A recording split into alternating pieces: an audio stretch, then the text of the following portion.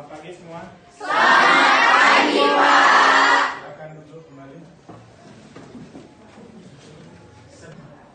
Sebelum kita memulai pelajaran, ada baiknya kita berdoa menurut agama dan kepercayaan kita masing-masing. Berdoa dimulai.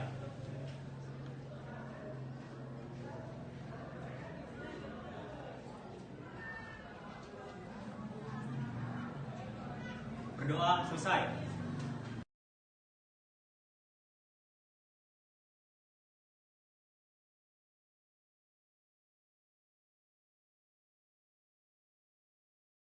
Lanjutkan pembelajaran pada pagi hari ini. Silakan berdiri seluruhnya. Bareng silakan pimpin temanmu untuk menyanyikan lagu Indonesia Raya. Hiduplah Indonesia Raya, Indonesia satu dua ya. Indonesia tanah airku, tanah tumpah darahku. Di sanalah aku berdiri, jadi pandu ibuku. Indonesia kebangsaanku, bangsa dan tanah airku. Marilah kita berseru, Indonesia bersatu. Hiduplah tanahku, hiduplah negeriku, bangsaku, rakyatku semuanya. Bangunlah jiwanya, bangunlah badannya untuk Indonesia Raya. Indonesia Raya, merdeka, merdeka, tanahku, negeriku yang ku cinta. Indonesia Raya, merdeka, merdeka, hiduplah Indonesia Raya. Indonesia Raya, merdeka, merdeka, tanahku, negeriku yang ku cinta. Indonesia Raya, merdeka, merdeka, hiduplah Indonesia Raya. Ya, terima kasih, tepuk tangan untuk kita semua.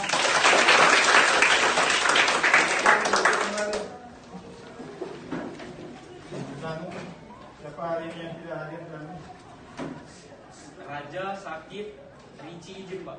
Raja sakit, Ricci izin. izin. Iya, Pak. Ini dua orang ya? Iya, Pak. Ya, yang lain sehat kan?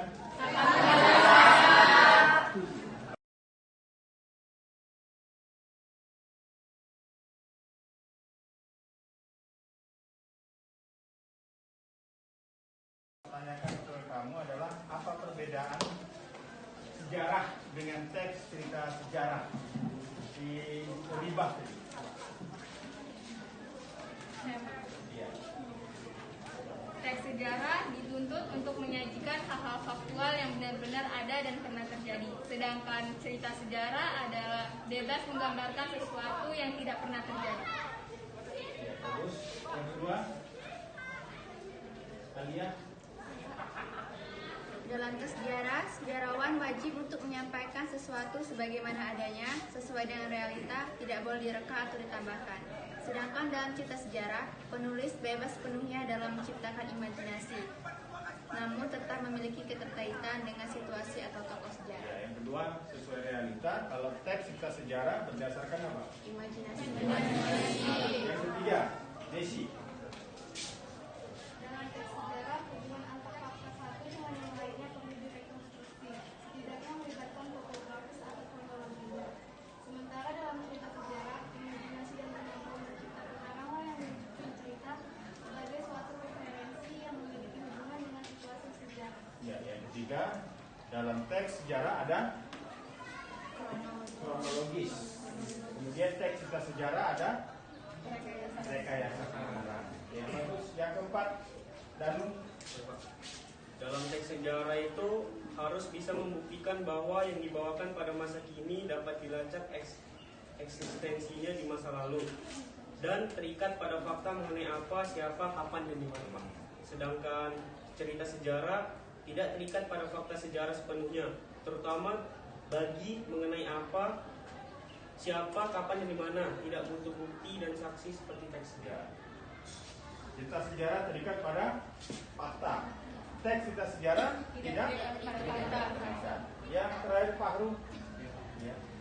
Pada teks sejarah, pelaku-pelaku, hubungan antara mereka, kondisi dan situasi hidup dan masyarakat kesemuanya adalah harus sesuai dengan kenyataan yang terjadi. Sedangkan pada cerita sejarah, pelaku-pelaku, hubungan antara mereka, kondisi dan situasi hidup dan masyarakat kesemuanya adalah hasil imajinasi, Pak. Iya, bagus sekali. Maka pada hari ini kita lanjutkan materi kita tentang satu, mengidentifikasi isi teks cerita sejarah. Yang kedua, mengidentifikasi strukturnya.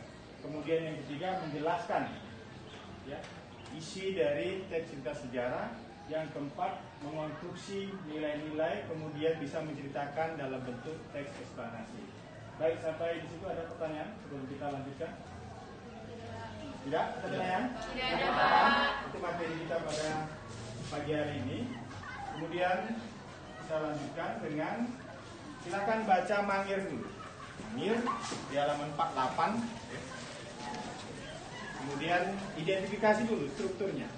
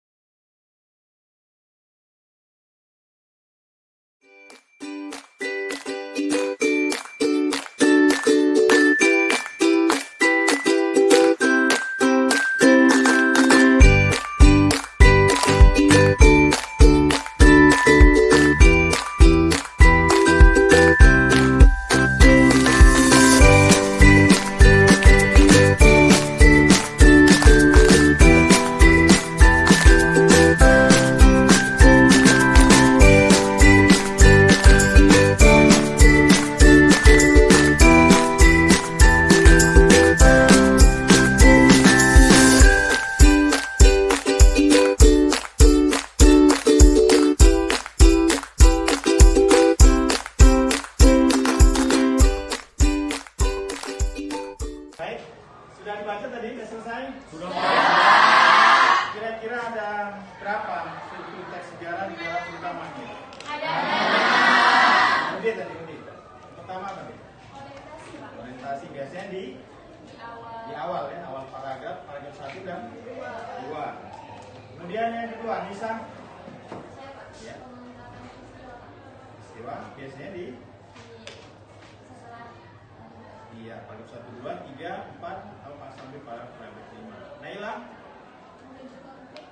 Iya, biasanya di 6 atau selanjutnya.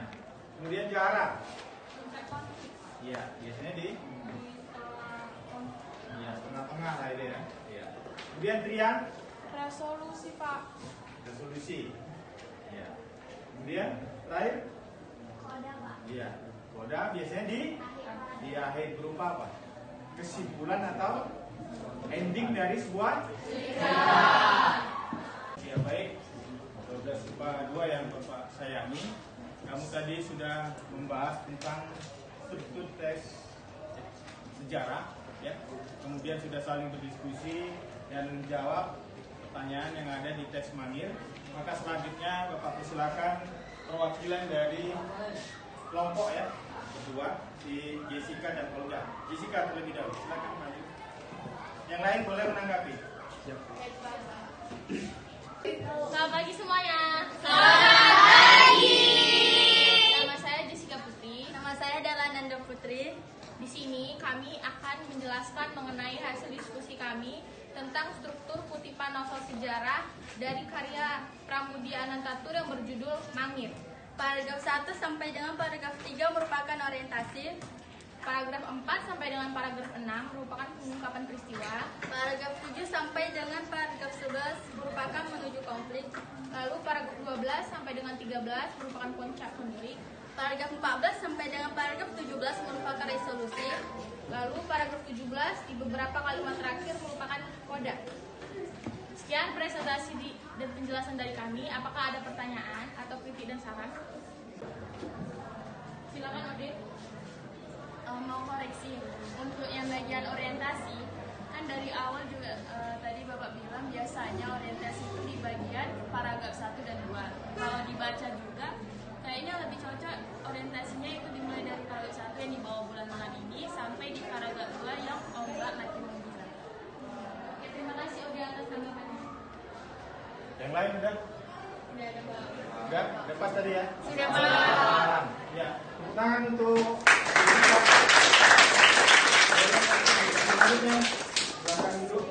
Selamat pagi teman-teman, selamat pagi Pak. Selamat pagi.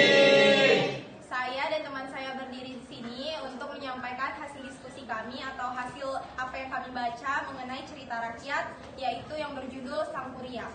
Perkenalkan, nama saya Olga Lumongga Sinabariba dan teman saya, nama saya Karunisa.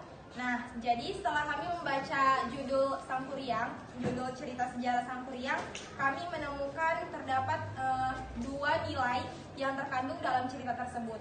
Yang pertama itu ada nilai moral. Nilai moralnya seperti bahwa di situ kan ceritanya kalau si Sang Kuryang ini mencintai ibunya. Sementara dalam etika yang baik itu kita tidak boleh mencintai ibu kita sendiri dalam konteks kita ingin memiliki atau mengistrikan ibu kita. Dan ada juga nilai agamanya yang akan disampaikan teman saya. Dari nilai agamanya, seperti yang disebutkan teman saya tadi, sudah pasti hal tersebut merupakan penyalahan kodrat dari nilai agama, yaitu seorang anak tidak boleh mencintai ibunya dalam konteks ingin mengistrikan ibunya. Demikian hasil diskusi yang bisa kami sampaikan. Teman-teman ada yang ingin menanggapi atau menambahkan? Iya, baik. Untuk tanggapan silakan Nadira. Ingin menambahkan dalam nilai moral dalam cerita Sang Kuryang ini berbohong kepada ibunya. Dia kan pergi berburu, tapi rupanya nggak dapat hasil buruan. Jadi dia sebenarnya membunuh ayahnya yang menjelma dari anjing, tapi berbohong pada ibunya bahwa itu adalah hasil buruannya berupa rusa gitu, hati rusa. Ya, bagus sekali tambahan dari Anira. Bagaimana tanggapan Olga? Ya, setelah kami pikir-pikir ternyata iya kami ada melewatkan satu nilai moral. Ya, seperti yang disampaikan Anira, memang itu merupakan nilai moral yang terkandung dalam cerita sejarah itu. Terima kasih Anira. Terima kasih untuk Olga dan Khairunisa. Beri aplaus pada mereka.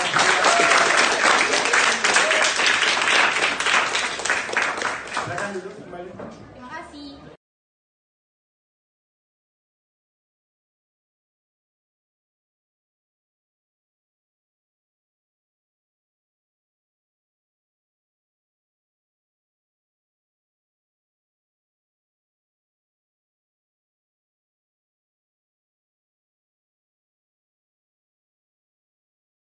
Sebelum kita akhiri tentang struktur teks sejarah dengan nilai-nilai yang terkandung di dalamnya, coba kita simpulkan dulu. Yang pertama strukturnya tadi.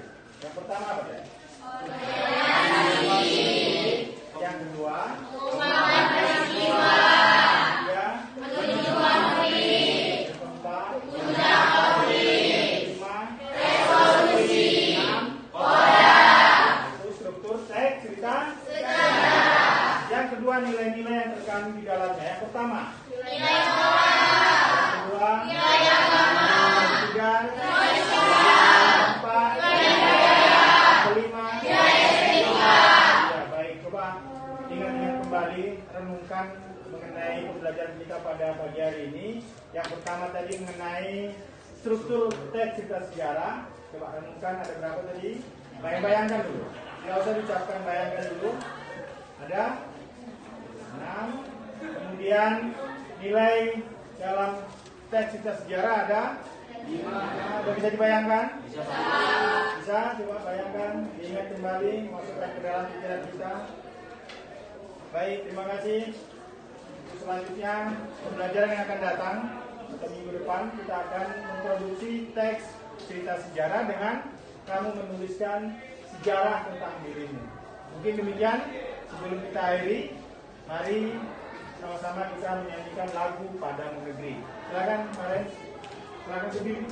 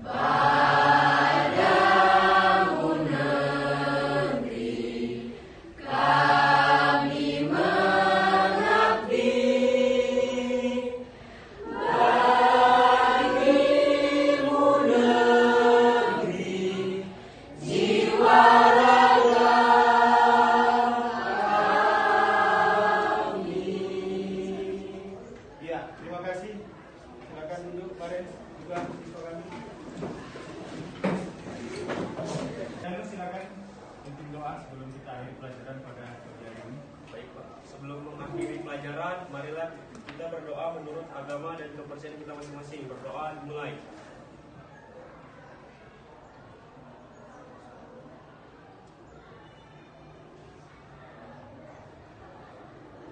Berdoa selesai. Ya, akhirnya berakhir pelajaran kita pada pagi hari ini. Terima kasih atas perhatian kamu. Mudah-mudahan bermanfaat bagi kehidupan kamu dan bermanfaat bagi kita semua. Selamat pagi.